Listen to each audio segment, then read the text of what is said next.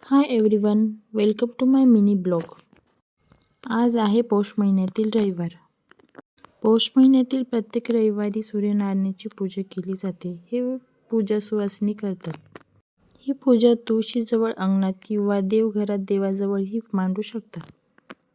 सूर्यदेवाला जल अर्पण करून पाटावरती सूर्यमाळ आणि चंद्रमाची प्रतिमा काढून ही पूजा केली जाते. प्रतिमा तुम्ही खडूने, कुंकवाने किंवा रांगोळीनेही काढू शकता. पूजेकरता ऊस, डहाळे, ओंब्या, बोरं, गाजर, कोणतेही एक फळ इत्यादीची आवश्यकता असते. यामध्ये तुमच्याकडे उपलब्ध असलेल्या सामग्रीमध्ये ही पूजा केली जाते.